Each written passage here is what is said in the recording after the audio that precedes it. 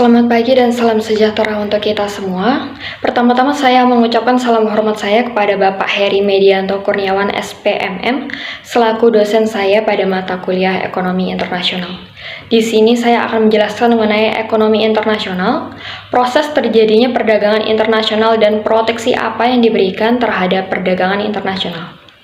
Ekonomi internasional sendiri merupakan ilmu yang mempelajari mengenai hubungan ekonomi antar negara. Pelaku ekonomi antar negara ada swasta, pemerintah, dan juga organisasi internasional. Ada 3 bentuk hubungan yang berbeda. Yang pertama berupa pertukaran hasil output antar negara. Yang kedua pertukaran aliran sarana produksi seperti tenaga kerja, modal, teknologi, dan juga kewirausahaan. Yang ketiga konsekuensi terhadap utang piutang atau hubungan kredit, seperti halnya hubungan ekonomi antar individu. Dalam ekonomi internasional terdiri dari 2 aspek, yaitu aspek mikro dan juga makro. Aspek mikro mempelajari mengenai yang pertama teori murni perdagangan, bagaimana terjadinya perdagangan dan keuntungan apa yang didapat dari perdagangan. Yang kedua, teori kebijakan perdagangan yang membahas mengenai alasan dan juga akibat dari pembatasan arus bebas perdagangan, sehingga ekonomi internasional dari aspek mikro di sini yaitu membahas mengenai ekspor impor atau jual beli antar negara. Sedangkan aspek makro yaitu membahas mengenai neraca pembayaran, mencatat mengenai pembayaran total, penerimaan total, dan pertukaran mata uang. Faktor-faktor yang menyebabkan terjadinya ekonomi internasional, yang pertama karena adanya perbedaan sumber daya. Yang kedua, adanya perbedaan pendapatan serta selera. Yang ketiga, adanya manfaat atau keuntungan yang diperoleh, yaitu gains from trade. Adanya faktor permintaan dan penawaran. Dan terakhir, adanya perbedaan harga di berbagai negara. Perdagangan muncul karena satu pihak atau kedua belah pihak merasa bahwa ada keuntungan atau manfaat yang diperoleh, atau disebut juga dengan manfaat perdagangan atau gains from trade.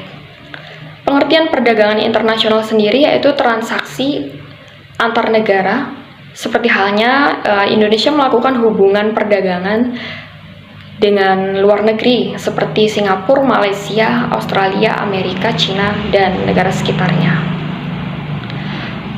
Dalam melakukan perdagangan internasional tentunya ada kesepakatan alat pembayaran, misalnya menggunakan dolar.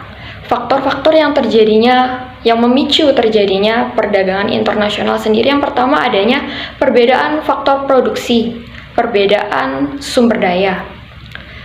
Lalu tidak semua negara dapat memproduksi barangnya sendiri, kondisi ekonomi yang berbeda. Lalu ada manfaat atau keuntungan yang diperoleh, yaitu gains from trade, dan juga adanya persaingan antar pengusaha dan juga antar bangsa. Lalu luang lingkup ekonomi internasional, yang pertama perdagangan internasional melalui perpindahan barang dan jasa dari suatu negara ke negara lain. Ini transfer of goods and service. Yang kedua ada perdagangan internasional melalui perpindahan tenaga kerja, transfer of labor. Yang ketiga ada perdagangan internasional melalui perpindahan modal, transfer of capital. Lalu ada perdagangan internasional melalui perpindahan informasi, transfer of data. Lalu ada perdagangan internasional melalui perpindahan teknologi, transfer of technology. Sedangkan ruang lingkup yang lainnya seperti mobilitas faktor produksi, tenaga kerja, dan juga modal. Lalu ada perbankan, bahasa, politik, dan juga kebudayaan. Selanjutnya ada proteksi, di mana proteksi ini merupakan perlindungan yang diberikan kepada sektor industri atau sektor ekonomi terhadap persaingan dari luar negeri. Mengapa proteksi ini diberikan? Karena supaya sektor ekonomi atau industri di dalam negeri dapat bersaing dengan produk sejenis dari luar negeri, sehingga sektor ekonomi atau industri di dalam negeri dapat bekerja secara efisien. Proteksi terdiri dari beberapa macam. Yang pertama ada tarif atau bea masuk, Ada juga subsidi, dumping, kuota, dan pelarangan impor. Sekian penjelasan dari saya, terima kasih.